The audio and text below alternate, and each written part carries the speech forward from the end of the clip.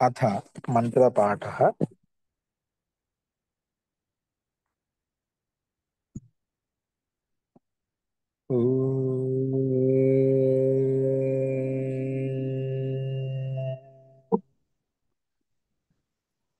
सहनाववतु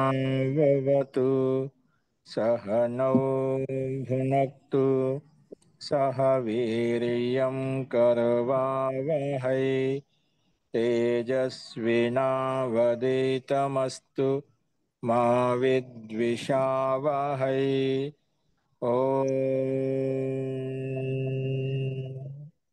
शान्ति शान्ति शान्तिः। సర్వేభ్యో అందరికీ నమస్కారం అండి. మనము మీమాంసా దర్శనంలో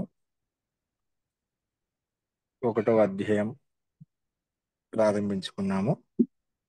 అందులో మనం ముఖ్యంగా ప్రథమ అధ్యాయం యొక్క ప్రథమ పాదంలో సూత్ర సంఖ్య 5 సూత్రం ఏదైతే ఉందో దానికి విస్తృతంగా ప్రమాణ సహితంగా మనల్ని విశ్లేషణాత్మకంగా ప్రస్తావించుకుంటున్నాము.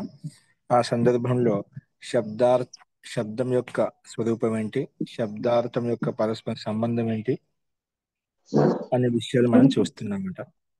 ఇక్కడ మనము శబ్దార్థయో సంబంధ విచారణ చేసినప్పుడు ముందుగా శబ్దం యొక్క స్వరూపం చూసాము, అలాగే శబ్దార్థం చూసాము. ఇప్పుడు శబ్దము అర్థానికి మధ్య సంబంధం ఏంటి అనే విషయాన్ని మనం చూస్తున్నాం అనమాట.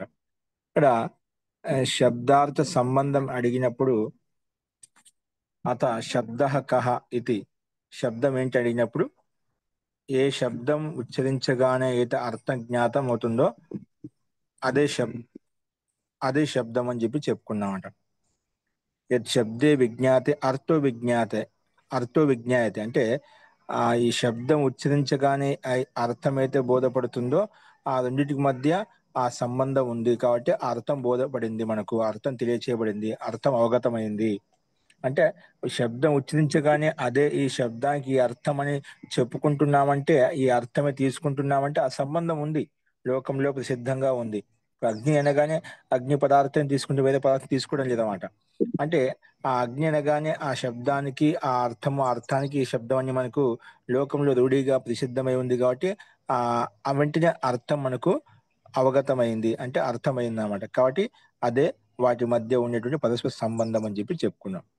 సాతు కృతక ఇది పూర్వం ఉపాదితం, కానీ ఇది పూర్వపక్షం అంటున్నా అంటే అది పురుషుని ద్వారా ఉత్పన్నం చేయబడి ఈ శబ్దానికి ఈ శబ్దానికి ఈ అర్థం అని చెప్పి, ఈ అర్థానికి ఈ శబ్దం అని చెప్పి అది ఉత్పన్నం చేయబడింది అని అన్నప్పుడు అది కేనాపి పురుషేణ శబ్దానం అర్థై సహ సంబంధం కృత్వా సంవ్యవహర్తుం వేదాః ప్రణీతాః అని పూర్వపక్ష ఆక్షేపం చేశారన్నమాట. ఆ విషయం నిన్న ప్రస్తావించుకున్నాం. ఇది పురుషుని ద్వారా ఉత్పన్నం చేసింది కాదు సంబంధాన్ని, అది ముందు నుంచే ఉంది, అపౌరుషేయమైనటువంటిది. పురుషుడు నిత్యమైనప్పుడు పరమాత్మ నిత్యమైనప్పుడు పరమాత్మ జ్ఞానం నిత్యంగా ఉంటుంది అనే ఈ విషయంలో విశేష విచారం చేసుకున్నాం. ఇదంతా నేను చెప్పాను. ఇప్పుడు నెక్స్ట్ మనము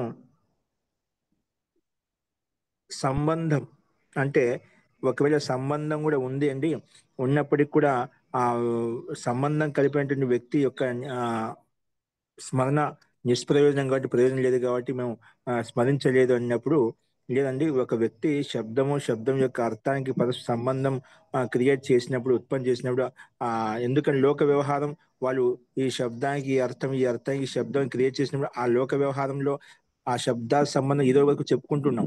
అటువంటి పట్టినప్పుడు ఈ శబ్ద సంబంధం నిత్యం ఇదో వరకు చెప్పుకుంటున్నప్పుడు దానికి కర్త ఉత్పన్నం చేసినటువంటి వ్యక్తి ఏదైతే ఉన్నదో ఆ వ్యక్తుడు ఖచ్చితంగా ఉండాలి. ఆ వ్యక్తి నిష్ప్రయోజనం అని చెప్పి ఆదరించకుండా మనం మర్చిపోయామని చెప్పడం ఏమాత్రం ఉచితం కాదు. వ్యవహార కాలంలో ఖచ్చితంగా ఉండాలని చెప్పి చెప్పుకున్నామట. ఎందుకంటే ఆ సంబంధకర్త ఉన్నప్పుడు వ్యవహారకర్తకు అజ్ఞానం కలుగుతుందన్నమాట. ఆ సంబంధకర్త లేనప్పుడు ఆ వ్యవహారకర్త యొక్క జ్ఞానం కూడా, ఆ వ్యవహారంలో కూడా అది అర్థం ప్రసిద్ధం కాదన్నమాట. కాబట్టి ఇద్దరు ఉంటది, ఈ శబ్దానికి అర్థం అదొక ప్రసిద్ధి చేశాడు కాబట్టి అర్థం తీసుకోబడింది, కానీ ఆ కర్త ఉండాలి. కానీ ఆ కర్త ఇక్కడ లేడనమాట. ఎలా ఉందంటే ఇప్పుడు ఆ పాణిని వ్యాకరణం తెలిసినటువంటి వ్యక్తి ఇక్కడ మనకు వృద్ధి రాదేచి అనగానే వ్యాకరణం ప్రకారంగా వృద్ధి అనగానే ఆ ఐ ఔకి ఒక సంధ్య అని పేరు పెట్టామండి. అంటే ఒక నామకరణం చేశాం. ఇలా శాస్త్ర వ్యవహారాన్ని అర్థం చేసుకోవడం కొరకు వృద్ధి అని ఒక పేరు పెట్టాం. అది వ్యాకరణం తెలియని వ్యక్తికి సామాన్యంగా వృద్ధి అని వేరే అర్థం తీసుకుంటారు. అంటే వారికి ఆ వ్యాకరణం యొక్క జ్ఞానం ఏదైతే ఉందో వారి వ్యాకరణం ప్రకారం ఏ అర్థం తీసుకున్నా ఆ అర్థం కాదనమాట. ఆ అర్థం యొక్క ప్రతి ఆదయించిన గానీ ఆ అర్థ ప్రతిదీ కలగదనమాట. ఎందుకంటే పాణినికృతం అననుమన్యమానస్య, పాణి యొక్క సిద్ధాంతం తెలియనటువంటి వ్యక్తికి ఇప్పుడు వృద్ధి అనగానే వేరే అర్థం తీసుకుంటాడు. కానీ వృద్ధి అంటే ఆ ఐ అనే అర్థము అదికి ప్రతీతి కలగదు, అంటే అనుభూతి కలగదు, అంటే అర్థం రాదు. అలాగే మకారేనాపి పింగళస్య సర్వగురుత్రిక, ఇక్కడ సగనము మగనము భగనము రగనము అని ఛందశాస్త్రంలో ఉంటాయన్నమాట. మూడు గణాలు, మూడు వర్ణాలు, ఆ గణాల మూడు వర్ణాల గణం ఉంటుందన్నమాట. అలాగా ఇక్కడ మగనం అంటేనా మొత్తం గురువులు ఉంటాయి. అది పింగళ శాస్త్రం తెలిసినటువంటి వ్యక్తులు ఎవరైతే ఉన్నదో, చంద్ర శాస్త్రాన్ని తెలిసిన వ్యక్తులు ఎవరైతే ఉన్నదో, ఇప్పుడు మగనం అనగానే మొత్తం మూడు గురువులు ఉంటాయి అని చెప్పి తెలుస్తున్నమాట.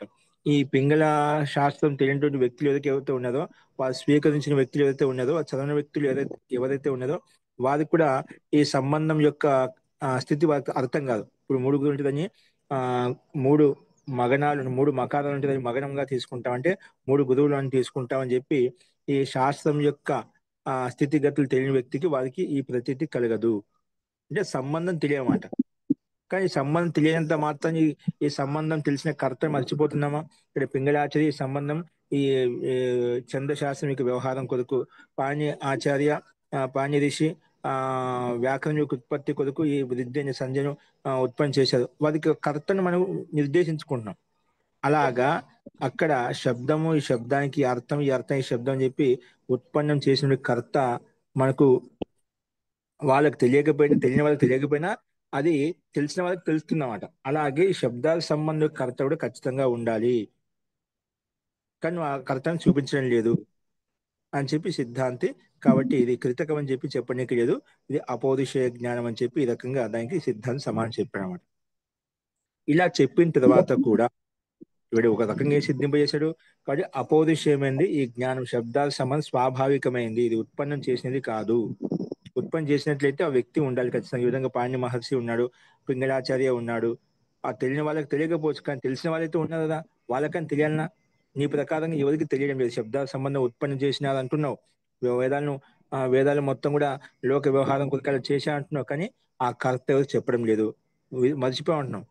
మర్చిపోవచ్చు సంబంధం లేని వారికి, కానీ సంబంధం ఉన్న వాళ్ళ యొక్క కర్తృత్వం అయితే ఉండాలి కదా, తెలియాలి కదా అని చెప్పి అడిగినప్పుడు దానికి సమాధానం చెప్పలేదు అనమాట. అందుకే ఆ ప్రమాణం లేనందువలన నువ్వు చెప్పింది కృతకం అని చెప్పి ఏమాత్రం ఉచితం కాదు, ఇవి విషయం అని చెప్పి మనం అర్థం చేసుకోవాలి అని చెప్పి ఇక్కడ మనం ప్రతిపాదించుకున్నాం. అస్తు జోరుగా వద్దు. చూడండి, ఇప్పుడు ఇలా చెప్పిన తర్వాత కూడా ఇప్పుడు ఈరోజు చెప్పుకోబోయే పాఠం ఏమిటంటే మనము సరే, ఇప్పుడు పూర్వపక్షం ఏమంటున్నా అంటే అపౌరుషేయం అనే దాన్ని ఆ యథార్థంగా నిర్ధారణ చేసినప్పుడు సిద్ధాంతి మళ్ళీ ఇంకొక రకం ఖండిస్తున్నామట. ఏదో ఖండిస్తున్నా ఇప్పుడు చెప్పుకోబోయే పాఠం చూడండి. నన్ను అర్థాపత్య సంబంధానం ప్రతిపద్యేమహి, లేదండి అర్థాపత్తి ద్వారా మనం సంబంధ అంటే శబ్దము, ఈ శబ్దానికి అర్థం, ఈ అర్థానికి శబ్దం అని చెప్పి ఉత్పన్నం చేసిన వ్యక్తిని అర్థాపత్తి ద్వారా మనం తెలుసుకున్నాము. ఏమంటున్నా అండి, అర్థాత్ ఆపదితే అర్థాపత్తి వేరే విధంగా తెలుసుకున్నాము, అర్థాపత్తి తెలుసుకుందామని చెప్పి అర్థాపత్తి ద్వారా, అర్థాపత్తి కూడా ఒక ప్రమాణం అట, ఈ ప్రమాణం ద్వారా మనకు తెలుస్తుంది అని చెప్పి మళ్ళీ ఇంకో రకం ఖండిస్తున్నాం. ఏంటి, నన్ను అర్థాపత్తి ఏదో చెప్పబోయే పాఠం చూసుకునే కింద నన్ను అర్థాపత్య సంబంధానం ప్రతిపద్యేమహి, అర్థాపత్తి ప్రమాణం ద్వారా ఈ శబ్దము, ఈ శబ్దానికి అర్థం అని చెప్పి సంబంధాన్ని మనం తెలుసుకుందాము, అర్థం చేసుకుందాం అని చెప్పి ఈ రకంగా పూర్వపక్షి ఆక్షేపించాడు. అప్పుడు సిద్ధాంతం ఏమంటున్నా అంటే నహి అకృత సంబంధ శబ్దాత్ అర్థం ప్రతిపద్యేమహి, నహి అకృత సంబంధాత్, సంబంధమే తెలియనప్పుడు, సంబంధం చెప్పినప్పుడు ఏ సంబంధం అని చెప్పి తెలియనప్పుడు నహి అకృత సంబంధాత్ శబ్దాత్ అర్థం, శబ్దాత్ అర్థం ప్రతిపద్యమానాన్ ఉపలభామహే. నువ్వు ఈ శబ్దానికి ఈ అర్థం, ఈ అర్థానికి శబ్దం అని చెప్పి సంబంధం కలిపినటువంటి వ్యక్తి యొక్క స్థితి మనం పొందడం లేదన్నమాట. ఆ కర్తని ఏదో మనం చూడటం లేదన్నమాట. అకృత సంబంధాత్ నహి అకృత సంబంధాత్ శబ్దాత్ అర్థం ప్రతిపద్యమానాన్, అంటే అర్థాన్ని ఉత్పన్నం చేసిన వ్యక్తి యొక్క ఆ వ్యక్తిత్వాన్ని నా ఉపలభామహే, మనం పొందడం లేదు. ఈ శబ్దానికి అర్థం అంటున్నావు కదా, అది చెప్తున్నావు కదా, ఆ వ్యక్తిని మనం చూడటం లేదన్నమాట. ఆ వ్యక్తి యొక్క ప్రమాణం ఉన్నట్టుగా మాకు చూపించడం లేదన్నమాట. ఆ సంబంధం లేనప్పుడు ఈ శబ్దానికి అర్థం ఎలా చెప్పగలుగుతాం? మరి సంబంధం తెలిసినప్పుడు ఈ శబ్దానికి అర్థం సంబంధం కలిగిన వ్యక్తి కర్త ఇవ్వదని తెలిసినప్పుడు దాని యొక్క ప్రయోగం కూడా మనకు ఉంటుందన్నమాట. అంటే ఆ వ్యక్తి యొక్క వ్యక్తిత్వం లేదు కాబట్టి, ఆ సంబంధు కర్త లేడు కాబట్టి మనం దాని ప్రతిపద్యమానాన్ నా ఉపలభామహే, ఎవరైతే ప్రతిపాదించారో ఉత్పన్నం చేసో వాళ్ళని మనం చూడలేదు కాబట్టి ఇది చెప్పడం ఉచితం కాదు. మళ్ళీ ఏమంటే ప్రతిపద్యేదన్ చేత్ ప్రథమ శ్రవణే అపి ప్రతిపద్యేదన్. ఒక లేదండి ఉన్నారండి దానికి సంబంధం కలిపిన వాళ్ళు శబ్దానికి శబ్దానికి అర్థం అని చెప్పి నూతనంగా దేశ కాల పరిస్థితిని బట్టి అక్కడ సంబంధం కలిపి అన్నట్లయితే ప్రతిపద్యేదన్ చేత్, లేని ప్రతిపాదించారు ఉత్పన్నం చేసిన వాళ్ళు ఉన్నారు అన్నట్లయితే ప్రథమ శ్రవణే అపి ప్రతిపద్యేదన్, ఒకసారి శబ్దాన్ని ఉచ్చరించగానే అది అన్ని చోట్ల అర్థం కావాలి కదా. ఇప్పుడు గౌ అనే శబ్దానికి ఆవు అని చెప్పి ఒక అర్థం ఉంది, కానీ అన్ని చోట్ల గౌ శబ్దానికి అర్థం అని చెప్పి అన్ని చోట్ల ఒకే రకంగా ఉండాలి కదా. అంటే ఏ శబ్దం ఉచ్చరించినా కూడా అందరికీ ఆ శబ్దం యొక్క అర్థము కావాలి. ప్రథమ శ్రవణే అపి ప్రతిపద్యదని, ఒకసారి ఏ శబ్దం ఉచ్చరిస్తే అందరికీ అర్థం కావాలి, కానీ అలా మనం అందరికీ అర్థం కావాలి ఆయనకి మనం చూడటం లేదా. చాలా మందికి అర్థం కాదు, కొన్ని శబ్దాలు ఈ శబ్దానికి అర్థం తెలియదు అనమాట.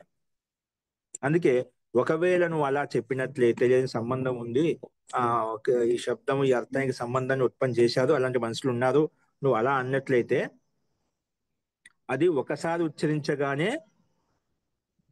తెలియాలన్నమాట, అర్థం అవగతం కావాలి.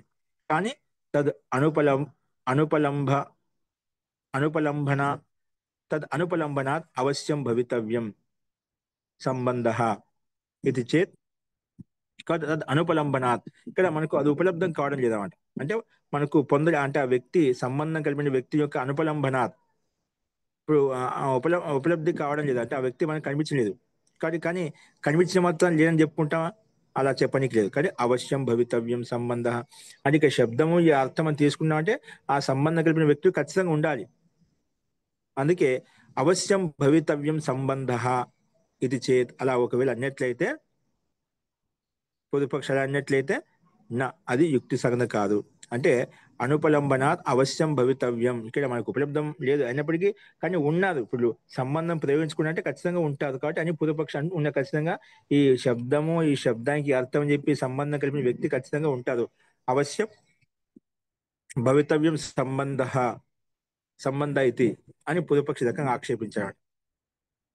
నువ్వు ఇలాగా సంబంధం ఉంది అన్నట్లయితే నువ్వు ఆ రకం చెప్తున్నావు కదా, నా అది యుక్తి సంగతం కాదు. నువ్వు సంబంధం ఉంది అంటున్నావు, సంబంధం చెప్పిన కర్త ఎవరు చూపించమని చూపించడం లేదు, దానికి ప్రమాణం లేదు, వేరే ప్రమాణం లేదు, ఇక ఉంది అంటున్నావు కానీ దానికి ప్రమాణం చూపించడం లేదు అన్నమాట. కాబట్టి నువ్వు చెప్పడం ఏమాత్రం ఉచితం కాదన్నా, నువ్వు చెప్పి యుక్తి సగనం కాదు. సంబంధ ఇది చేత్, సంబంధం ఉంది అన్నట్లయితే నా ఇది యుక్తి సగనం కాదు. ఎందుకు? సిద్ధవత్ ఉపదేశాత్ ఇక్కడ అంటే ముందుగానే శబ్దార్థ సంబంధం స్వాభావికంగా సిద్ధమైన దాన్ని నువ్వు ఉపదేశిస్తున్నావు, నువ్వు దాన్ని సంబంధం క్రియేట్ చేయలేదు. సిద్ధాంతం అంటున్నారు లోకంలో ఈ శబ్దానికి ఈ అర్థం ఈ శబ్దానికి అర్థం అని లోక ప్రసిద్ధమైంది. అందుకే ఇక్కడ గో అనగానే ఈ గో శబ్దానికి అర్థము శాస్త్రాది కంబలతో యుక్తమైనటువంటి ఆవు ఇలా ఉంటుందని చెప్పి ఇక్కడే కాకుండా అన్ని చోట్ల అన్ని ప్రాంతాల్లో దేశాంతాల్లో కూడా గో అనగానే ఆవు అని అర్థం తీసుకుంటాం. అన్ని చోట్ల ఒకే సంబంధం ఉంది.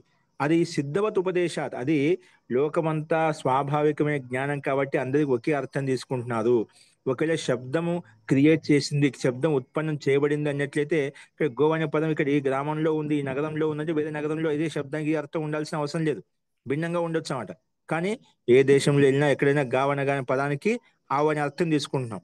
నిజంగా నువ్వు చెప్పినట్టుగా శబ్దము ఈ శబ్దానికి అర్థం అనేది ఆ కాలాన్ని బట్టి ఆ ప్రాంతాన్ని బట్టి ఆ నగరవాసులకు ఆ శబ్దం ఉత్పన్నం చేసుకున్నాం అన్నట్లయితే అది కేవలం ఆ ప్రాంతంలో ఉండాలి, ఆ నగరంలోనే ఉండాలి, అన్ని చోట్ల వ్యాప్తి చెందకూడదు. కానీ వ్యాపించింది అన్ని చోట్ల ఒకే శబ్దానికి ఇదే అదే అర్థం తీసుకుంటున్నామంటే అది సిద్ధవత్ ఉపదేశాత్. అది ముందుగానే స్వాభావికంగా సిద్ధంగా ఉండే శబ్ద సంబంధం సిద్ధంగా ఉన్నటువంటి ఆ అర్థం ఉంది కాబట్టి ఆ అపౌరుషమైన జ్ఞానం కాబట్టి సిద్ధంగా ఉంది కాబట్టి అది ఉపదేశించబడుతుంది. కాబట్టి మనం ఆ రకంగా తీసుకోవాలి, సిద్ధవత్ ఉపదేశం తీసుకోవాలి. అందుకే అక్కడ స్వాభావికంగా అజ్ఞానం కలుగుతుంది. ఇది సంబంధు అభావాత్ నియోగతో న అర్థా ఉపలభ్యేరన్. ఒకవేళ నువ్వు సంబంధు అభావాత్, ఈ సంబంధ అంటే శబ్దము శబ్దానికి అర్థాన్ని శబ్దార్థ సంబంధం ఏదైతే జరిగిందో వాటి మధ్య ఈ సంబంధం కలిపేటువంటి ఆ వ్యక్తి వచ్చిన వారి యొక్క అభావం నియోగత అంటే నియమపూర్వకంగా నా అర్థా ఉపలభ్యేరన్. ఆ, నియమపూర్వకం లేడు కాబట్టి అర్థం ఉపలబ్ధం కావడం లేదు. తతో అర్థాపత్య సంబంధం అవగచ్చామః. తతో అర్థాపత్య సంబంధారం అవగచ్చామ. ఒక సంబంధు అభావాత్ అంటే సంబంధం అంటే శబ్దము శబ్దానికి అర్థానికి సంబంధం కలిపిన వ్యక్తి మనకు కనిపించడం లేదన్నట్లయితే నియోగత నా అర్థా ఉపలభ్యత. అందుకే నియమపూర్వకంగా ఆ శబ్ద సంబంధాన్ని తెలుసుకోవడం లేదు, పొందడం లేదు అన్నమాట. కాబట్టి తతో అర్థాపత్య సంబంధానం అవగచ్చామః. అందుకే అర్థాపత్తి పూర్వక సంబంధం తెలుసుకుందామని పూర్వపక్షులు నువ్వు అలా అన్నట్లయితే అది కూడా శక్యం కాదన్నమాట. ఎందుకంటే సంబంధం తెలుసుకోవడానికి అనేక ప్రకారాలు ఉన్నాయి. నువ్వేమంటున్నావు, నియమపూర్వకంగా మనం తెలుసుకోవడం లేదు కాబట్టి మనకు ఉపలబ్ధం కావడం లేదు, అందుకే అర్థాపత్తి పూర్వక తెలుసుకుందాం, ఉండే ఉంటాడని చెప్పి అర్థం చేసుకుందాం. అలా అర్థం చేసుకున్నాం అనేట్లే అలా చెప్పనీకి లేదు. ఎందుకంటే అస్థితు అన్య ప్రకార. ఈ సంబంధం అంటే ఒక శబ్దము ఓ శబ్దానికి అర్థం అని చెప్పినటువంటి సంబంధకర్త ఉన్నా అంటే ఖచ్చితంగా తెలుస్తుందన్నమాట. ఆ తెలుసుకోవడానికి అనేక ప్రకారాలు ఉన్నాయి. అందుకే సిద్ధాంతం ఏమంటున్నా అంటే అస్థితు అన్య ప్రకార. అనేక ప్రకారాలు ఉన్నాయి తెలుసుకోవడానికి. ఏ రకంగా తెలుసుకుంటాం అది చెప్తున్నాడు సిద్ధాంతి. వృద్ధానాం స్వార్థేన సంవ్యవహారమానానాం సంవ్యవహారమానానాం ఉపశృణ్వంతో బాలాః ప్రత్యక్షం అర్థం ప్రతిపద్యమానాః దృశ్యంతే. ఇక్కడ ఈ ప్రకారం ఏంటంటే అంటే ఈ జ్ఞానం నిత్యమైంది అంటే ఈ శబ్దాలకు సంబంధించి నిత్యమైంది చెప్పడానికి ఒక ఉదాహరణ చూపిస్తున్నామట. వృద్ధానాం వృద్ధులు మన ఉండే పెద్దలు ఎవరైతే ఉన్నారో స్వార్థ అంటే వాళ్ళ ప్రయోజనం కొరకు వాళ్ళ యొక్క కార్యసిద్ధి కొరకు పిల్లలను నన్న ఇది తీసుకొచ్చి నన్న అది తీసుకెళ్ళు ఇలా పట్టుకోదా అంటే మనం చెప్తూ ఉంటామట.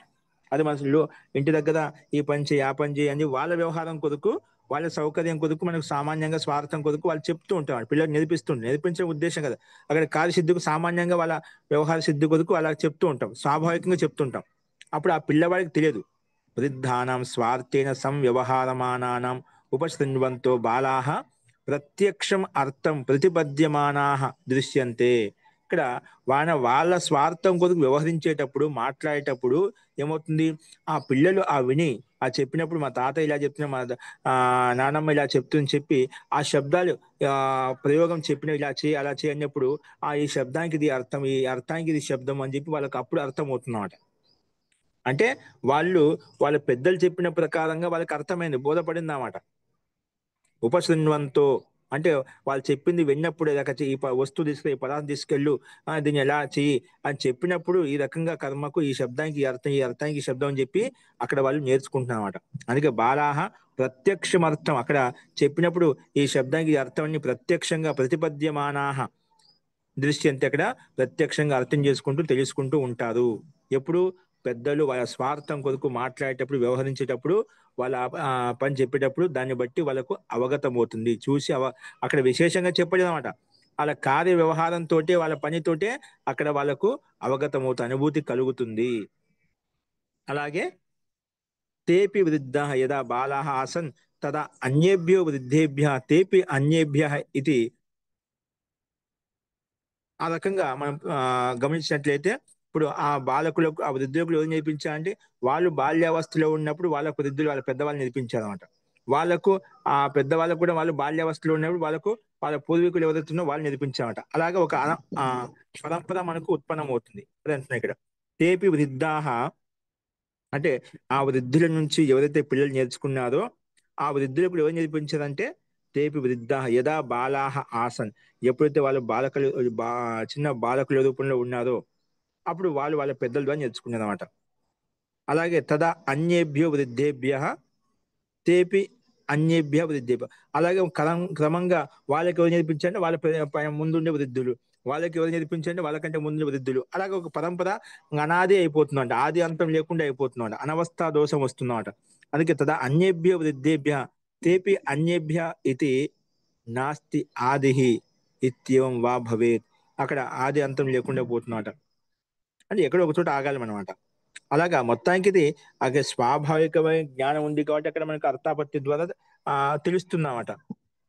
కానీ ఒకవేళ దాన్ని కూడా ప్రశ్నించినట్లయితే వీళ్ళకి ఎవరు నేర్పించదు, వీళ్ళకి ఎవరు నేర్పించదు అంటే అక్కడ ఆది అంతం లేకుండా పోతున్నమాట. అందుకే నాస్తి ఆదిహి ఇత్యమ భవేత్. అప్పుడు ఇంకా ఆది అంటూ ఉంటుంది అన్నమాట. ఇంకా ఇప్పుడు ఎన్నికి వెళ్తూనే ఉంటుంది, చక్రంలాగా తిరుగుతూనే ఉంటుంది, ఆది అంతం ఉండవన్నమాట. కానీ ఒక చోట మనం ఆగాలి. అది స్వాభావిక జ్ఞానం కాబట్టే అది మనకు బోధపడుతుంది. అందుకు వాళ్ళు తెలియజేస్తున్నాము. అది పరంపరాగతంగా వచ్చింది, ఆనువంశికంగా వచ్చింది. అంటే ఆనువంశిక అంటే అది చెప్పకుండా సృష్టి ప్రారంభం నుంచి పరమాత్మ ఎప్పుడు సృష్టి ఉత్పన్నం చేశాడో అప్పటి నుంచి ఈ ఈ శబ్ద సంబంధం యొక్క జ్ఞానం నిత్యమైంది కాబట్టి అది కొనసాగుతూనే ఉంది. అందుకే ఆ రకంగా మనం అర్థం చేసుకోవాలన్నమాట. అందుకే అథవా నా కశ్చిత్ ఏకోపి శబ్దస్య అర్థే సంబంధ ఆసీత్. ఒకరు మనం అన్నట్లయితే కశ్చిత్ కశ్చిత్ ఏకోపి ఏదైనా ఒకరైనా కూడా శబ్దస్య అర్థే సంబంధ ఆసీత్, ఈ శబ్దానికి అర్థం సంబంధం ఉందని చెప్పినట్లయితే అత కేనచిత్ సంబంధ ప్రవర్తితా.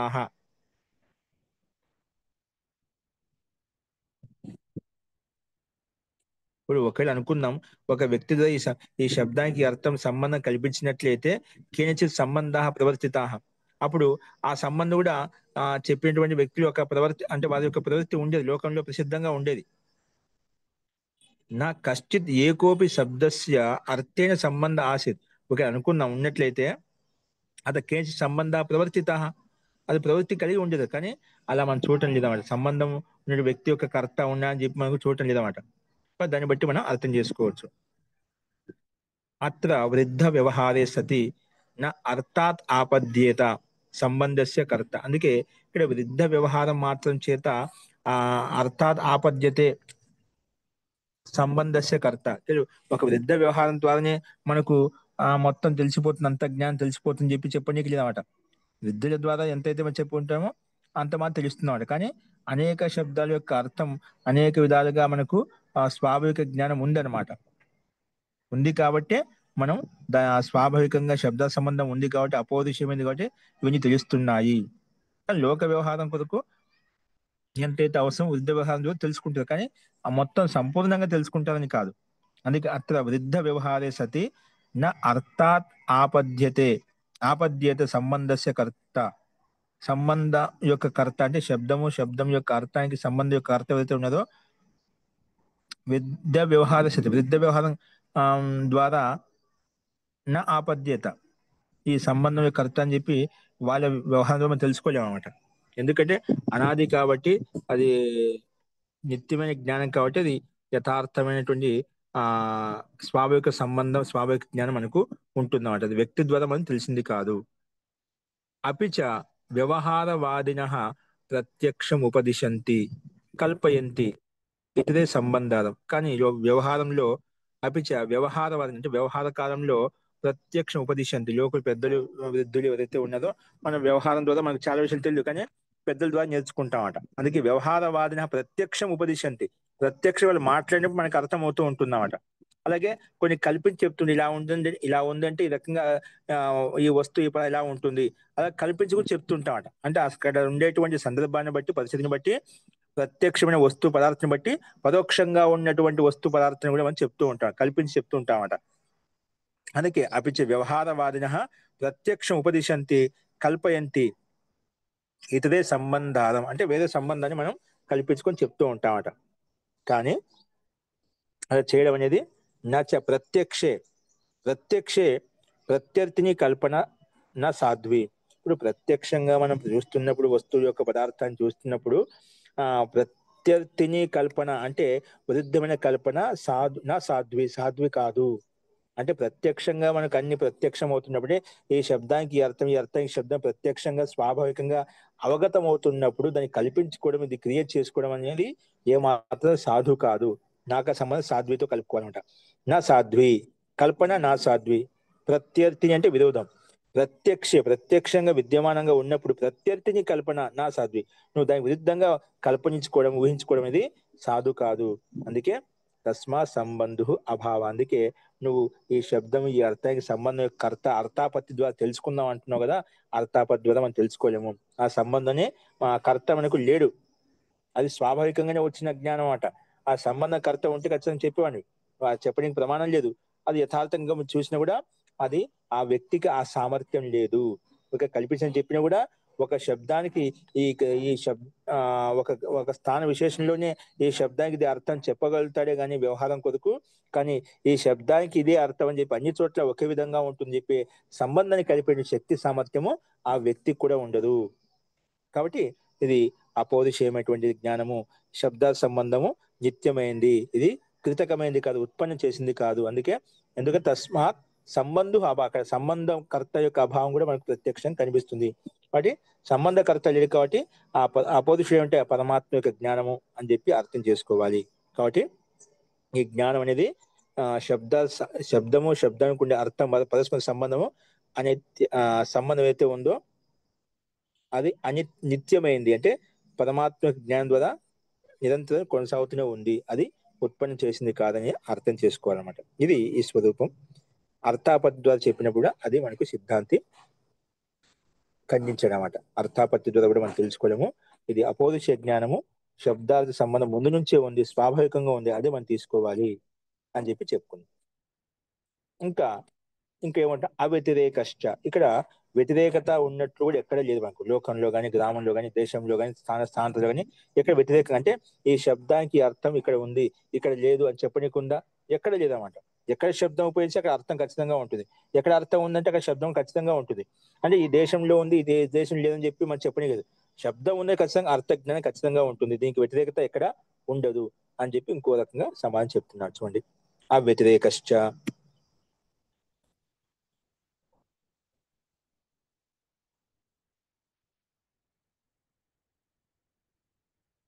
చూడండి, అవ్యతిరేకశ్చ అంటే యథా అస్మిన్ దేశే శాస్నాదిమతి గోశబ్ద ఏవం సర్వేషు దుర్గమేషు అపి. అది చెప్తున్నాడు.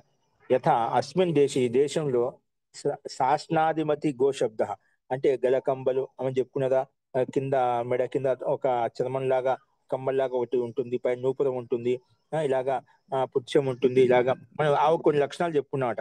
యథా అస్మిన్ దేశే శాస్నాదిమతి గోశబ్ద, ఈ గోశబ్దానికి ఈ శాస్నాది యుక్తమైనటువంటి ఈ లక్షణాలు చెప్తున్న ఆవు ఇలా ఉంటుంది అని చెప్పుకున్నామట. ఏమో అలాగే సర్వేషు దుర్గమేషు అపి, అదే అర్థము, అదే ఆవు యొక్క లక్షణం అన్ని చోట్ల ఉంటున్నమాట. ఇప్పుడు ఆవుకు ఆవు ఆవు అనే పిండ విశేషం ఏదైతే మనం పేరు పెట్టామో అదే నామకరణము అన్ని చోట్ల దుర్గమేషు అపి అంటే భిన్న భిన్న స్థానంలో కూడా అదే అర్థం ఉంటుంది. ఇలాంటి లక్షణాలు దొరుకుతున్నటువంటి పిండానికి ఈ నామకరణము, ఈ పేరు, ఈ సంధ్యకి ఈ పిండ విశేషం దొరుకుతున్నటువంటి లక్షణాలు దొరుకుతున్నటువంటి ఈ ప్రాణి అని చెప్పి అక్కడ అన్ని చోట్ల వ్యాపించబడింది అర్థం. స్వాభావికమైనది కాబట్టి జ్ఞానం, శబ్దాసమ నిత్యమైనది కాబట్టి అన్ని చోట్ల ఒకే విధంగా ఉంది. అందుకే ఏవం సర్వేషు దుర్గమేషు అపి, భిన్న భిన్న స్థానంలో కూడా అదే విధంగా గో అనగానే ఈ శాస్త్నాది కంబలతో యుక్తమైనటువంటి ప్రాణి విశేషం అని చెప్పి మనం తెలుస్తున్నామట. బహవః సంబంధాల కథం సంగస్తి అంటే, ఒకవేళ నువ్వు వీటికి సంబంధం, ఈ శబ్దానికి అర్థమనే కలిపిన సంబంధకరం చాలా మంది ఉన్నట్లయితే, బహవః సంబంధాల కథం సంగస్యంతే, ఒకవేళ నువ్వు అనుకున్నాం ఈ శబ్దం ఈ అర్థ సంబంధం కలిపే వ్యక్తి ఉన్నాడని చెప్పినట్లయితే, ఒక దేశంలో ఒక వ్యక్తి ఈ శబ్దానికి అర్థం చెప్పి కల్పించుంటాడు, ఇంకో దేశంలో ఈ శబ్దానికి అర్థం చెప్పి ఇంకో రకంగా వాళ్ళ దేశ కాల పరిస్థితిని బట్టి ఆయన కల్పించుకొని ఉంటాడట. అలా అనేక దేశాలను, అనేక నగరాలను, అనేక పృథివీ అంతా వ్యాపించి ఉన్నమాట. అలాగే అనేక మంది కర్తలు, అనేక మంది సంబంధాలు కల్పించబడిన వాళ్ళు అనేక మంది అవుతారన్నమాట. అప్పుడు బహవః సంబంధార కథం సంగస్యంతే, ఈ శబ్దానికి ఇదే అర్థం తీసుకోవాలి, ఈ శబ్దం ఇదే అర్థం తీసుకోవచ్చు. ఇప్పుడు నువ్వు నీ ప్రాంతంలో నువ్వు ఈ శబ్దం ఇది అర్థం చెప్పుకున్నావు, ఇంకొక వ్యక్తి ఇంకో ప్రాంతంలో ఈ శబ్దానికి అర్థం తీసుకునేది. అలాగా అనేక మంది ఈ శబ్దానికి అర్థం చెప్పి అనేక రకాలు కల్పించుకున్నామట. అందుకే బహవః సంబంధార, ఈ శబ్దానికి ఒక అర్థానికి సంబంధం అనేక రకాలు కలిపారు. అటువంటి కథం సంగస్యంతే మనం ఎలా తెలుసుకోగలుగుతాం? లోక వ్యవహారం ఎలా నడుస్తుంది? ఒక్కొక్కరు ఒక రకంగా అర్థం చూస్తున్నారు ఈ శబ్దానికి అర్థం చెప్పి. అది కథం సంగస్యంతే ఏకో నా శక్నుయాత్. ఎందుకంటే ఒకరికి ఆ శక్తి లేదా, ఒకరికి ఆ శక్తి లేదంట.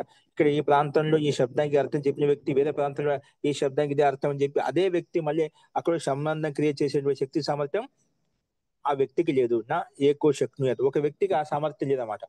అలాగా ఆయన దేశం అంతా వ్యాపించి ఉన్నటువంటి పలు ప్రాంతాల్లో ఈ శబ్దానికి ప్రతి శబ్దానికి అర్థం అని చెప్పి ఎలా చెప్పగలుగుతా ఒక వ్యక్తి? ఏకదేశీ ఆత్మ ఒకే చోట ఉంటుంది, అన్ని చోట్ల ఈ శబ్దానికి అర్థం అని చెప్పి చెప్పలేడు అనమాట. అలాగా ఏకో నా శక్నుయత, ఆ రకంగా ఒకరికి ఆ శక్తి సామర్థ్యం లేదు. అందుకే అతో నాస్తి సంబంధస్య కర్త. అందుకే ఈ శబ్దానికి అర్థం ఈ శబ్దం అని చెప్పి సంబంధం కలిపేటువంటి కర్త లేడు. ఉంటే మనం అనేక మంది ఉంటారు, అనేక మంది అనేక రకాలుగా మనం అర్థం కల్పించుకుని చెప్పినట్లయితే అది కథం సంఘర్షణ, ఈ శబ్దానికి అర్థం ఎలా తెలుసుకోగలుగుతాం? అది వ్యతిరేకత వస్తుంది, విషమత వస్తుందన్నమాట. కాబట్టి అందుకే అతో నాస్తి సంబంధస్య కర్త, ఈ శబ్దానికి ఈ అర్థం ఈ శబ్దం అని చెప్పి కలిపిన సంబంధకర్త లేడు. ఇది అపోదిశ జ్ఞానమే. ఈ శబ్దాలకు సంబంధం నిత్యమైంది, స్వాభావికమైంది. అన్ని చోట్ల ముందుగానే వేదం సృష్టి ఆరంభం నుంచి ఉంది కాబట్టి ఈ సృష్టి మొత్తం వేదం అంతా కూడా సమస్త మానవ కళ్యాణానికి కాబట్టి బ్రహ్మాండం మొత్తం పృథ్వీ మొత్తం దాని ఆ శబ్దాన్ని ఆ వేదాన్ని అనుసరించే జీవనం కొనసాగిస్తున్నది. కాబట్టి ఆ శబ్దార్థ జ్ఞానం అనేది, ఆ వేద జ్ఞానం అనేది నిత్యమైనది, శాశ్వతమైనది. కాబట్టి ఆ సంబంధం కూడా స్వాభావికమైనది అని తీసుకోవాలి. అందుకే ఈ సంబంధస్య కర్త నాస్తి. అందుకే సంబంధం యొక్క కర్త అంటే శబ్దాల సంబంధం కలిగిన కర్త లేదని చెప్పి చెప్పుకున్నాం సిద్ధాంతి. ఈ రకంగా ప్రస్తావించాడు. అలాగే ఇంకా వేరే వాళ్ళు ఎవరంటున్నా అంటే, ఒకవేళ అనేక మంది ఈ శబ్దాల సంబంధం ఉన్నట్లయితే ప్రతి ఒక్కరు వాళ్ళ వాళ్ళ ప్రాంతంగా అనేక సంబంధం కలుపుకుంటామట. ఇప్పుడు అనేక సంబంధం కలిపినప్పుడు ఈ శబ్దానికి అర్థం చెప్పి ఒకరు ఒక రకం చెప్పుకుంటాం. లోక వ్యవహారం ఎలా సిద్ధిస్తుంది? కథం సంఘర్షి అంతే. అందుకే ఒకరికి ఆ శక్తి సామర్థ్యం లేదు. అది పరమాత్మక జ్ఞానం అయినప్పుడు, పరమాత్మక శక్తి అయినప్పుడు అక్కడ ఏ సమస్య ఉండదు. అందుకే అతో నాస్తి సంబంధస్య కర్త అని చెప్పి చెప్పుకున్నాం. తర్వాత ఇంకొక ఆచార్య ఏమంటున్నా అంటే, ఇదే శబ్దాన్ని వ్యతిరేక ఇంకా ఎక్కడ వ్యతిరేకత అని చెప్పడానికి అంటే ఇక్కడే కాదు, వ్యతిరేకత అనేది ఈ శబ్దానికి ఈ అర్థం ఈ శబ్దం చెప్పి ఎక్కడ వ్యతిరేకత అంటే ఏ ప్రాంతంలో వ్యతిరేకత లేదు అంటే అందరూ అదే అంగీకరిస్తామట. అంటే వ్యతిరేకించడానికి అవకాశం లేదు ఎవరు కూడా అని చెప్పడానికి ప్రమాణం చూపిస్తున్నామట. ఇప్పుడు జ్ఞానము స్వాభావికమైనది, నిత్యమని చెప్పినప్పుడు ఎటువంటి వ్యతిరేకత లేదు, అన్ని చోట్ల ఇదే విధంగా వ్యాపించి ఉందన్నమాట. అది నువ్వు కృతకమైందన్నా అనుకోండి, ఒక ప్రాంతంలో ఒక చోట ఒక అర్థం ఉంటుంది, ఒక ప్రాంతంలో ఒక శబ్దానికి ఒక అర్థం ఉంటుంది, అది భిన్న భిన్న రకాలుగా ఉంటుంది. అప్పుడు ఎలా అర్థం అవుతుంది? మనకు దోషాలు వస్తాయన్నమాట. కానీ వ్యతిరేకత లేదని చెప్పడానికి కోటి ప్రమాణం చెప్తున్నా అంటే వేరే ఆచార్య అపర అవ్యతిరేకశ్చ. ఏంటంటే వ్యతిరేకత ఎక్కడ లేదు. నహి సంబంధ వ్యతిరిక్త కశ్చిత్ కాలో అస్తి. అంటే ఈ సంబంధానికి అతిక్రమించి ఏదైనా కాలం ఉందంటావా? లేదు. ఈ సంబంధము అది ఏదైనా కాలం ఉందంటావా? లేదు అన్నమాట. నహి సంబంధ వ్యతిరిక్త అంటే శబ్దానికి ఉండే అర్థానికి మధ్య సంబంధం ఏదైతే ఉందో ఆ శబ్ద సంబంధం అతిరిక్తంగా, శబ్ద సంబంధం భిన్నంగా ఏదైనా కాలం ఉందంటావా? మరి ఈ కాలంలో ఈ శబ్దానికి అర్థం ఉంటుందండి, ఈ కాలంలో ఈ శబ్దానికి ఈ అర్థం ఉంటుంది, కాలంతో బంధించబడింది అంటావా? అలా కూడా కాదు. నహి సంబంధ వ్యతిరిక్త కశ్చిత్ కాలో వస్తే, ఇటువంటి కాలం కూడా లేదంట. ఎందుకంటే యస్మిన్ నా కశ్చిదపి శబ్ద కేనాచిత్ అర్థేన సంబంధ ఆసీత్. యస్మిన్ అందులో నా కశ్చిదపి శబ్ద, ఏదైనా శబ్దము ఈ శబ్దం కేనచిత్ అర్థేన సంబంధ ఆసీత్, ఈ కాలంలో ఈ శబ్దానికి అర్థం ఉంది, ఈ కాలంలో ఈ శబ్దానికి అర్థం ఇది తీసుకోవాలని చెప్పి ఎక్కడ సంబంధం అలాగా క్రియేట్ చేసినట్టుగా ఉపత్పన్నం చేసినట్టుగా లేదనమాట. అందుకే కేంచిత్ అర్థ సంబంధ నా ఆసీత్ ఎక్కడ లేదు. కథం ఎందుకు లేదంటే సంబంధ క్రియ ఏవ నోపు పద్ధతి, ఆ సంబంధ క్రియనే ఉత్పన్నం కదనమాట. ఉంటే ఉత్పన్నం అవుతుంది, లేనప్పుడు ఏం ఉత్పన్నం అవుతుంది? కథం ఎందుకంటే సంబంధ క్రియ ఏవ నా ఉపపద్ధతి, సంబంధ క్రియ అనేది ఉపపన్నం కాదు. సంబంధ క్రియ క్రియైవ, దాన్ని క్రియైవ అని చెప్పి సంధి చేస్తే క్రియైవ హి నా ఉపపద్యతే, అది ఉత్పన్నం కాదు. సంబంధం లేదన్నప్పుడు ఉంటే ఉత్పన్నం కావడానికి ఆ సంబంధం లేదు అంటే స్వాభావిక నిత్యమైంది, ఉత్పన్నం కాదు. కాబట్టి ఆ క్రియ అనేది ఉత్పన్నం కాదు. అవశ్యం అనే సంబంధం కురువత శబ్దిన కర్తవ్య, లేదండి ఖచ్చితంగా సంబంధం చేస్తూ శబ్దిన శబ్దేన కర్తవ్య అంటే ఈ సంబంధం ఏదో ఒక శబ్దానికి అర్థానికి శబ్దంతో సంబంధం ఖచ్చితంగా ఉండాలి.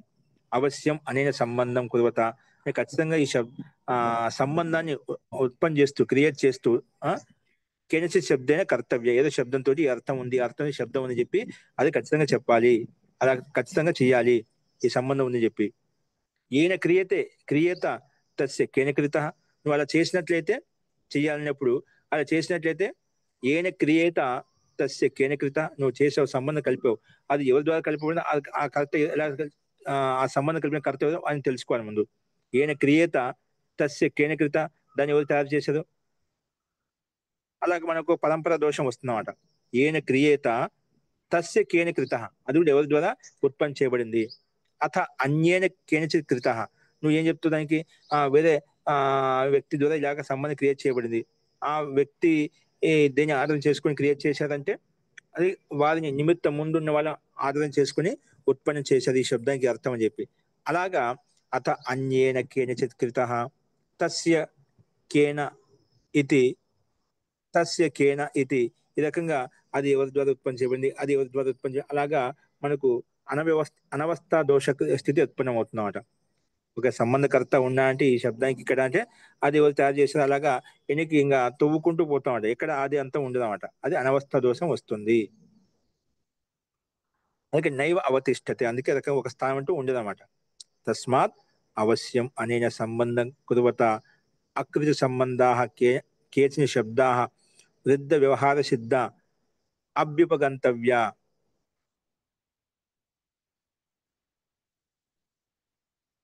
అందుకే ఇక్కడ ఏమంటున్నా అంటే ఉండదు కాబట్టి పూర్వపక్ష మళ్ళీ సంబంధం కలిపడానికి ప్రయత్నం చేసాం.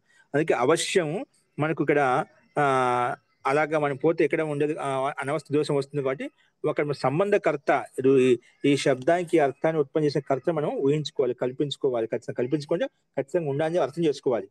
తస్మాత్ అవశ్యం అనేన సంబంధం కురువత అకృత సంబంధా, అంటే ఎక్కడైతే సంబంధం క్రియేట్ చేయలేదు, ఉత్పన్నం చేయలేదు, ఈ శబ్దానికి అర్థం, ఈ అర్థానికి ఈ శబ్దం అని చెప్పి అకృత సంబంధా కేచన శబ్దా వృద్ధ వ్యవహార సిద్ధ అభ్యుపగంతవ్య, ఇక్కడ సంబంధం క్రియేట్ చేయలేదు అవి వృద్ధుల యొక్క వ్యవహారం ద్వారా మనం తెలుసుకోవాలి. అంటే కొందరు పెద్దల ద్వారా మనం అన్ని శబ్దాలకు అన్ని అర్థాలు తెలియవు కదా, అది వృద్ధుల ద్వారా, పెద్దవాళ్ళ ద్వారా మనం ఈ శబ్దాలకు ఈ అర్థాలు, ఈ అర్థాలకి ఈ శబ్దాలు చెప్పి మనం ఎక్కడ తెలియవు, ఎక్కడ అర్థం కాలేదు, ఎక్కడ ఈ శబ్దాలకు అర్థం సంబంధం తెలియబడలేదో అక్కడ ఎలా తెలుసుకోవాలంట, చేసిన శబ్ద వృద్ధ వ్యవహార సిద్ధా అభ్యుపగంతవ్యా, వృద్ధుల యొక్క శబ్దాల ద్వారా మనం అర్థం చేసుకోవాలి. అభ్యుపగంతవ్య అంటే అవి అర్థం చేసుకోవాలి, తెలుసుకోవాలి.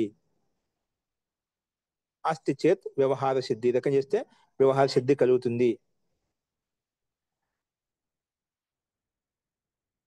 అస్తి చేత్ వ్యవహార సిద్ధి అంటే రకంగా వ్యవహార సిద్ధి కలుగుతుందంటే నా అలా చెప్పడం, వ్యవహార సిద్ధి కలుగుతున్నావు అంటున్నావు కదా, అది కలగదు. నా నియోగత నియమపూర్వకంగా భవితవ్యం, కానీ నా నియోగత సంబంధ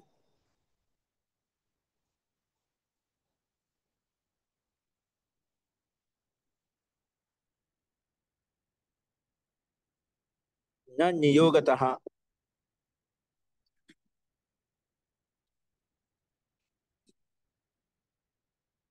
సంబంధ భవితవ్యం అర్థాపత్తిరపి నాస్తి. ఇక్కడ నియోగత అంటే నియమపూర్వకంగా సంబంధం కూడా ఇక్కడ లేదన్నమాట. నా నియోగత సంబంధ వ్యవహార సిద్ధి అంటే నియమపూర్వకంగా వ్యవహార సిద్ధి మనకు కలగడం లేదన్నమాట. ఎందుకంటే ఒక్కో చోట ఒక శబ్దం ఒక అర్థం ఉత్పన్నం చేసినట్లయితే భిన్న భిన్నంగా ఒక చోట ఒక అర్థం వస్తుందన్నమాట. ఆ నియమపూర్వకంగా ఒకే అర్థం బోధించడం అన్నమాట. అర్థాపత్తిరపి నాస్తి, ఆ రకంగా అర్థాపత్తిరపి నాస్తి, అర్థాపత్తి కూడా మనకు ఇక్కడ లేదన్నమాట. అంటే అర్థాపత్తి అని చెప్తుందా, అర్థాపత్తి ప్రమాణ కూడా మనకు అర్థం బోధపడటం లేదన్నమాట. కాబట్టి ఈ సంబంధం మనకు అలాగా ఈ రకంగా మనం ఉత్పన్నం చేసుకున్నట్లయితే ఆ సంబంధకర్త తెలియడం లేదు కాబట్టి దోషాపత్తి వస్తుంది. కాబట్టి మనం అపోదిశయమైంది జ్ఞానం అని చెప్పి అర్థం చేసుకోవాలి. శబ్ద సంబంధం ఉత్పన్నం చేసిన కర్త మనకు ఆ అర్థాపత్తి ద్వారా కూడా మనం తెలుసుకోవడం సాధ్యం కాదు. అది ఆ వ్యక్తికి ఆ శక్తి సామర్థ్యం ఉండదు. కాబట్టి అర్థాపత్తి ప్రకారం కూడా అర్థాపత్తి ప్రమాణం కూడా తెలుసుకోలేమని చెప్పి ఈ రకంగా సిద్ధాంతి సమానం చెప్పామట.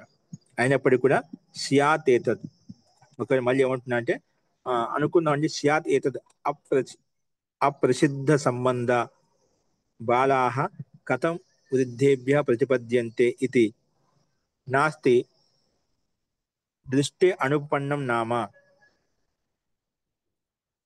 ఇక్కడ స్యాత్ ఈ రకంగా మనం తెలుసుకోవద్దు. అప్రసిద్ధ సంబంధాహ బాలాహ అంటే ఎవరికైతే ఈ శబ్దానికి అర్థం ఈ శబ్దం అని చెప్పి అప్రసిద్ధ సంబంధం ఏదైతే ఉందో బాల కథం వృద్ధేభ్య ప్రతిపద్యంతే అంటే వృద్ధుల ద్వారా ఎలా తెలుసుకోగలుగుతారు? నాస్తి దృష్టే అనుపన్నం నామ. ఇక్కడ ఆ ప్రత్యక్షంగా చూసిన దాంట్లో ఇక్కడ ఆ రకంగా సంబంధం లేదని చెప్పడానికి లేదు. ఎందుకంటే దృష్టాహి బాలాహ వృద్ధేభ్య ప్రతిపద్యమానాహ. దృష్టాహి బాల అంటే ఆ బాలు అంటే ప్రత్యక్షంగా వృద్ధేభ్య దృష్టాహ బాలకులు చేశా అంటే ప్రతిపద్యమానాహ అంటే వాళ్ళు చెప్పిన వ్యవహారం ద్వారా వాళ్ళకు ఈ శబ్దాలకి అర్థాలు చెప్పి మనకు తెలుస్తున్నాయి. దృష్టాహ హి బాలాహ వృద్ధేభ్య ప్రతిపద్యమానాహ అని చెప్పుకున్నాం.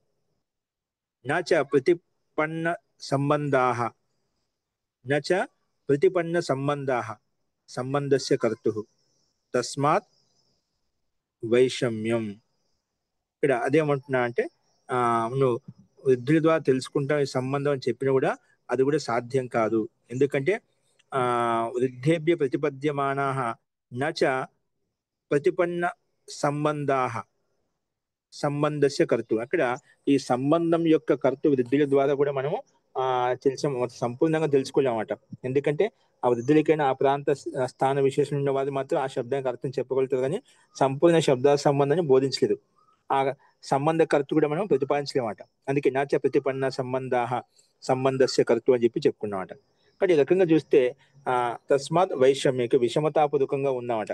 ఈ సంబంధం కర్తకు మనకు భిన్న భిన్న ప్రాంతాలు ఉండే జ్ఞానం ఏదైతే ఉందో శబ్దానికి అర్థ సంబంధం ఏదైతే ఉందో ఆ రకంగా నువ్వు చూసిన ప్రకారంగా నువ్వు ఉత్పన్నమైందని చెప్పినట్లయితే వైషమ్యంగా ఉంది, విపరీతంగా ఉంది, కాబట్టి దోషయుక్తంగా వస్తుంది. కాబట్టి ఇది శబ్దార్థ సంబంధం యొక్క కర్త అంటూ ఎవరు లేదు.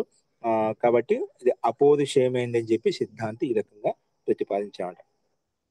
మొత్తానికి సారాంశం అంతా కూడా ఈ శబ్దము ఆ శబ్దానికి ఉండే అర్థం ఏదైతే ఉందో పరస్పర సంబంధం అనేది ఇది ఒక పురుషుడు ద్వారా ఉత్పన్నం చేయబడింది అని పూర్వపక్షి దాన్ని అనేక రకాలుగా ప్రస్తావించుకుంటూ వస్తే, లేదండి ఆ పరస్పర సంబంధం ఉత్పన్నం చేసినటువంటి వ్యక్తి సాధకుడు ఎవరు లేదు.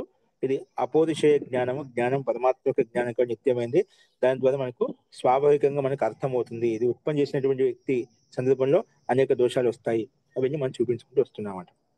కాబట్టి శబ్దాల సంబంధం ముందుగానే అన్ని చోట్ల వ్యాపించి ఉంది, ఎక్కడ వ్యతిరేకత లేదు అని కూడా మనకు ఈ రకంగా సిద్ధాంతం చూపించుకుంటూ వచ్చాడనమాట. అది ముఖ్య మూల బిందువు అనమాట. అంతిమంలో ఇంకొక బిందు చెప్తున్నామట. అర్థే అనుపలబ్ధే. నువ్వు ఒకవేళ అనుకుంటాము అర్థే అనుపలబ్ధే, ఇక్కడ అర్థం ఉపలబ్ధం లేదు కానీ శబ్దం ఉంది కానీ అర్థం అనుపలబ్ధం కాలేదు నువ్వు అనొచ్చు. దాని సందర్భంలో కూడా చెప్తున్నామట. అనుపలబ్ధే చ దేవతాత్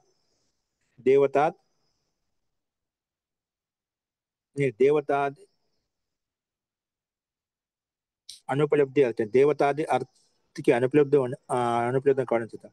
అస్తు అనుపలబ్ధే చ దేవతాదౌ అర్థే అనర్థకం సంజాకరణం. అనుపలబ్ధే చ ఒక ఉపలబ్ధి అంటే ఒక వస్తువు ఉంది, ఒక శబ్దం వచ్చింది కానీ అక్కడ వస్తువు లేదు, లేదు వస్తువు ఉంది కానీ అక్కడ శబ్దం లేదు అన్నట్టుగా అనుపలబ్ధే చ దేవతాదౌ ఆచార్య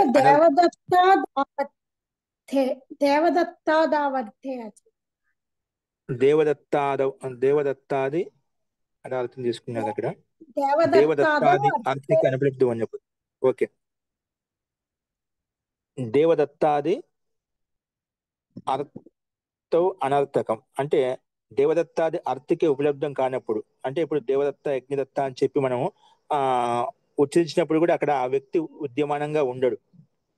అందుకే అనుపలబ్ధే చ దేవదత్తాది అర్థే అనర్థకం సంజాకరణం. ఇక్కడ విద్యమానంగా లేనప్పుడు వారికి నామకం చేయడం అనర్థకం అని చెప్పి ఇక్కడ సంజాకరణం అనర్థకం అంటే శక్యం కాదు. అంటే అర్థం ఉపలబ్ధంగా ఉన్నప్పుడు ప్రాణి విశేషం విద్యమానంగా ఉన్నప్పుడు మనం ఏదైనా సంజాకరించడం ఉచితంగా ఉంటుంది. అక్కడ అనుపలబ్ధే అర్థే దేవదత్తాదౌ పిండ విశేష ఇక్కడ విద్యమానంగా లేనప్పుడు సంజాకరణ కూడా వ్యర్థమవుతుంది, అర్థకమవుతుంది. అందుకే అశక్యం చ అని చెప్పి చెప్పుకున్నాం. ఎందుకంటే విశేషాన్ ప్రతిపత్తుం హి సంధ్యాక్రియంతే, ఏదైనా ఒక విశేషమైన అర్థాన్ని ప్రతిపాదించుకోవడం కొరికే సంధ్యాకరణం చేస్తామట. ఇప్పుడు దేవదత్తాది యజ్ఞదత్త అని చెప్పుకున్నాం, వాళ్ళు ఒక విశిష్టమైన అర్థాన్ని బోధించాలనుకున్నప్పుడు దానికి ఒక సంధ్యాకరణం చేసుకుంటామట. అందుకే విశేషాన్ని ప్రతిపత్తుం హి సంధ్యాక్రియంతే, అంటే నామకరణం ఎప్పుడు చేస్తాం, ఒక విశేష అర్థాన్ని ప్రతిపాదించుకోవడం కూడా చేస్తామట. విశేషాంచ ఉద్దేశ్య, అలాగే విశేషాన్ని ఉద్దేశం పెట్టుకొని, లక్ష్యంగా పెట్టుకొని మనం సంధ్యాకరణం చేస్తాము. తద్ విశేష తద్ విశేషేషు అధ్యాయమానేషు ఉభయ ఉభయమపి అనవక్లిప్తం, ఉభయమపి అనవక్లిప్తం. ఇక్కడ ఆ విశేషం అంటూ ఏం లేదు ఇక్కడ. తద్ విశేషేషు అధ్యాయమానేషు ఉభయమపి అనవక్లిప్తం అంటే ఇక్కడ మనకు విశేషణ ప్రతిపత్తి, విశేష సంధ్య, విశేషమైనటువంటి అర్థం అంటూ ఏది లేనప్పుడు, ఉద్దేశమైనప్పుడు, విశేష లక్ష్యం అంటూ ఏది లేనప్పుడు ఏమవుతుంటే అవి అనవక్లిప్తం అంటే అర్థం బోధించబడడం అన్నమాట. అంటే నామకరణం చేయబడడం అన్నమాట. ఖచ్చితంగా మనం నామకరణం చేస్తున్నా అంటే విశేష అర్థం తెలుసుకోవడం కొరికే ఆ సంధ్యాకరణం చేస్తాము. కానీ ఇక్కడ ఆ, ఉభయమపి అనవక్లిప్తం, అక్కడ విశేషం అంటూ ఏది లేదన్నమాట. తస్మాత్ అపౌరుషేయ శబ్దస్య అర్థేన సంబంధ. అందుకే ఈ శబ్దానికి ఉండే అర్థం అవుతుందో వాటి మధ్య సంబంధం అనేది అపౌరుషేయమైనటువంటిది. విశేష అర్థం అంటే మనకి తెలియడం లేదు అక్కడ. అందుకే తస్మాత్ అపౌరుషేయ శబ్దస్య అర్థేన సంబంధ, ఈ శబ్దార్థ సంబంధం అనేది అపౌరుషేయమైనటువంటిది, నిత్యం కాదు. సారీ, అపౌరుషం అంటే ఇది నిత్యమైంది, ఈ శబ్దార్థ జ్ఞానం నిత్యమైంది, సంబంధం నిత్యమైంది, ఇది కృతకమైనది కాదు, ఉత్పన్నం చేసింది కాదు అని చెప్పి అంతిమ నిష్కర్ష రూపంలో ఇదే సారాంశం చెప్పాడనమాట. అతశ్చ తత్ ప్రమాణం అనపేక్షత్వ, అందుకే దీనికి ప్రమాణం అంటూ ప్రమాణిక అపేక్ష అంటూ ఏం లేదన్నమాట. ప్రమాణం అనపేక్షం, ఎటువంటి ప్రమాణికి అపేక్ష అంటూ ఏది లేదు. నచ ఏవం సతి పురుషాంతరం ప్రత్యయాంతరం చ అపేక్షతే, అందుకే నాచ ఏవం సతి, ఈ రకంగా విద్యమానంగా ఉన్నప్పుడు పురుషాన్ వేరే పురుషుని యొక్క అపేక్ష కానీ, ప్రత్యయాంతరం వేరే ఆ, ఈ ఈ తెలుసుకోవడానికి వేరే జ్ఞానం కూడా నిమిత్తం కావాలి అని కానీ, అంటే ఈ యొక్క వేదవాక్యం చెప్పిన తర్వాత, శోధన వాక్యం చెప్పిన తర్వాత, బ్రాహ్మణ వాక్యం చెప్పిన తర్వాత ఇది తెలుసుకోవడానికి వేరే పురుష వాక్యం అవసరము, ఏంటిది ఇంకా వేరే అన్య వాక్యం అవసరం అని చెప్పి అపేక్ష అంటూ ఉండదన్నమాట. నాచ ఏవం సతి పురుషాంతర ప్రత్యయాంతరం చ అపేక్షతే, వేరే జ్ఞానం కానీ వేరే పురుషాంతరం కానీ అపేక్ష ఉండదు. కాబట్టి తస్మాత్ శోధన లక్షణ ఏవ ధర్మ న అన్య లక్షణ. మనం చెప్పిన శోధన లక్షణం అర్థధర్మ, శోధన వాక్యం అయితే అర్థం ఏ అర్థం ద్యోతితమవుతుందో అది ధర్మం అని చెప్పుకున్నమాట. అదే ధర్మంగా తీసుకోవాలి. ఇప్పుడు మనకు పూర్వపక్షి ఇవన్నీ ఎందుకు ఆక్షేపాలు వచ్చాయి, మరి ధర్మం అనేది మనకు భవిష్యత్తులో వచ్చేది, మనకు స్వర్గకామ ఏదైతే అంటే ఆ మోక్షము అని ఎక్కడో వస్తుందో మనం చూడలేదు కదా, ప్రత్యక్షం చూడలేదు కదా, అది ప్రత్యక్షం ప్రమాణం కాదు అన్నప్పుడు, ఆ ప్రమాణం కాకపోయినప్పుడు కూడా, ప్రత్యక్షం కాకపోయినప్పుడు కూడా ఇవి బ్రాహ్మణ వాక్యాలు, వేద వాక్యాలు నిత్య జ్ఞానంతో యుక్తమైనటువంటిది కాబట్టి దీంట్లో ఆ వ్యతిరేకత ఉంటూ ఉండదు, అది నిత్యంగా ఉంటుంది, శబ్ద సంబంధం నిత్యంగా ఉంటుంది. ఆ శబ్ద ఆ రకంగా బోధించిందంటే అదే విధంగా స్వర్గంలో కూడా మోక్ష లోకంలో అదే విధంగా ఉంటుంది. అందుకే చోదన వాక్యంలో ఏదైతే అర్థం లక్షితమైందో అదే మనకు ధర్మంగా తీసుకోవాలి. తస్మాత్ చోదన లక్షణ ఏవ ధర్మం ఉన్న అన్య లక్షణ, వేరే లక్షణం తీసుకోకూడదు. బాదరాయణ గ్రహణం ఉక్త, ఇక్కడ ఆచార్య బాదరాయణ మహర్షి యొక్క సిద్ధాంతం కూడా, మతాన్ని కూడా ఇక్కడ ఉల్లేఖించాడు. బాదరాయణ మహర్షి కూడా అదే అంగీకరిస్తున్నాడు. బాదరాయణ గ్రహణం ఉక్తం, బాదరాయణ మహర్షి కూడా వ్యాస మహర్షి యొక్క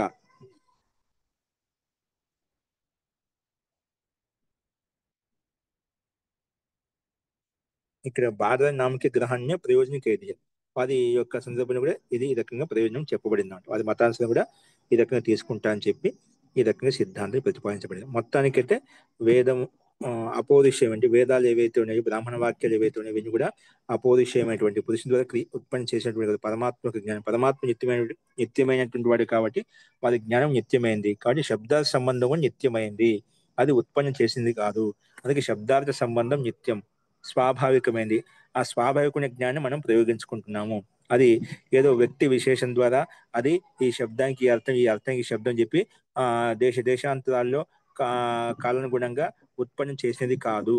ఆ రకంగా చేసినట్లయితే అనేక దోషాలు వస్తాయి అని చెప్పి ఈ రకంగా పూర్వపక్షి లేదు ఇలా చేశాము, ఉత్పన్నం చేశామని అనేక రకాల ప్రయత్నం చేసినప్పటికీ ఇక్కడ సిద్ధాంతం చెప్పిన సమాధానానికి అతను కూడా అంగీకరించామట. కాబట్టి ఇక్కడ మనకు చోదన లక్షణం అర్థోధర్మ ఏదైతే లక్షణం చెప్పునో అది ధర్మంగా తీసుకోవాలి. వేరే లక్షణాలు ఏవైతే ఉన్నాయో అవి తీసుకోకూడదు. కాబట్టి ఇవన్నీ ఏవైతే ఉన్నాయి వేద వాక్యాలు బ్రాహ్మణ వాక్యాలు కూడా మనకు ఏ రకంగా ప్రబోధించాయో అదే అర్థయుక్తంగా ఉంటాయి. దాంట్లో ప్రత్యక్షం లేకపోయినప్పుడు కూడా అది భవిష్యత్ కాలంలో వచ్చినప్పుడు కూడా అది అదే విధంగా ఉంటుంది. ఏ శబ్దము ఆ శబ్దానికి అర్థం నిత్యమైనది కాబట్టి దాంట్లో వ్యతిరేకత అంటూ ఉండదు, వికల్పం అంటూ ఉండదు. అది ఏ రకంగా ప్రతిపాదించబడిందో చోదన వాక్యం అదే విధంగా అక్కడ అర్థస్థితి ఉంటుంది. అక్కడ ఆ జ్ఞానం కూడా అదే విధంగా ఉంటుందనే విధంగా సిద్ధాంతి ఈ రకంగా ప్రతిపాదించారనమాట. అది మనం ఈ రకంగా ఈ ప్రకరణ మనం సమాప్తం చేసుకుందాం. నెక్స్ట్ చిత్ర ఆక్షేప పరిహారం అనేది మనం రేపు చూద్దాము. ఇంతవరకు చెప్పిన దాంట్లో సందేహం ఉందో చెప్పండి. ఇంకా సమాధానం అడగండి. మూల సారాంశం అంతా కూడా పూర్వపక్షి శబ్దాది సంబంధం చేసిన వ్యక్తి ఉన్నాడని చెప్పి ప్రతిపాదించడానికి ప్రయత్నం చేశాడు. శబ్దార్థ సంబంధం చేసిన వ్యక్తి అంటే ఎవరు లేదండి, అది నిత్య సంబంధము జ్ఞానం అనేది అది స్వాభావికంగా ఉంది కాబట్టి మనకు ఆ జ్ఞానం మనకు అర్థం చేసుకుంటున్నాం. దేశమంతా కూడా దేశాంతా కూడా అదే అర్థం మనకు కనిపిస్తుంది.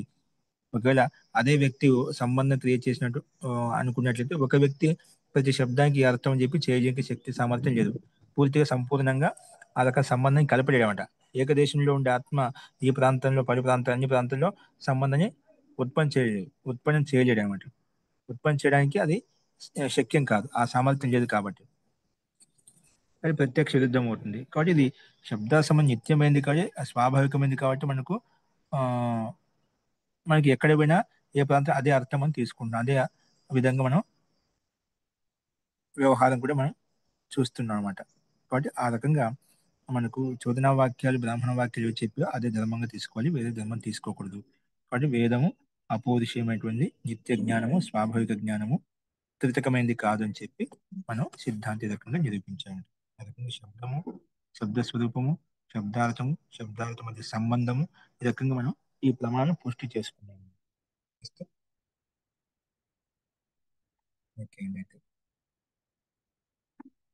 దీంట్లో కేవలం ఒక అంశం ఇది గుర్తుపెట్టుకోవాల్సింది ఏంటంటే కేవలము వేదాలు అనేటివి పరమాత్మ యొక్క జ్ఞానం, పరమాత్మ నిత్యమైనటువంటి వాడు కాబట్టి వారి యొక్క శబ్దార్థ జ్ఞానం నిత్యమైనటువంటిది. కానీ శబ్దాల సంబంధం నిత్యము, అనిత్యం కాదు. దీంట్లో శబ్దాల సంబంధం విషయంలో వైయాకరణలు ఇంకా నైయాయికులు భిన్నంగా ప్రస్తావిస్తున్నారు. కొంత అనిత్యమైంది అంటారు. శబ్దాల సంబంధం నిత్యమైంది కానీ నిత్యంగా ఉంటే అసలు చూపించే ఆ శబ్దం ఉండదు కదా, అలాగే వాళ్ళు ఒక తర్కం అనమాట. ఇక్కడ మాత్రం జైమిని మహర్షి శబ్దార్థ సంబంధం నిత్యమైంది, పరమాత్మ జ్ఞానికి సమానంగా అని చెప్పి చెప్పాడు. అది ఒకటి గుర్తుపెట్టుకోండి. తర్వాత మిగతా అంశాలు దీన్ని అర్థం చేసుకుని వచ్చినప్పుడు ఇంకా మిగతా కూడా అర్థమవుతాయి. కానీ శబ్దార్థ జ్ఞానం ఏంటి?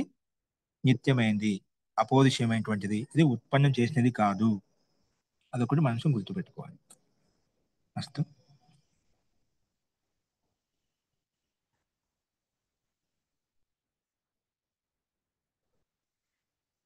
ఓకే అండి. ఏమైనా సందేహాలు అంటే మళ్ళీ ఒకసారి అడగండి, అది చెప్పింది శాంతి పాట.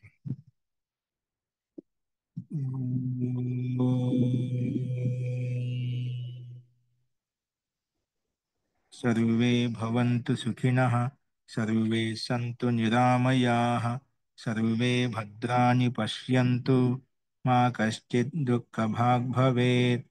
ఓం శాంతి శాంతి శాంతి.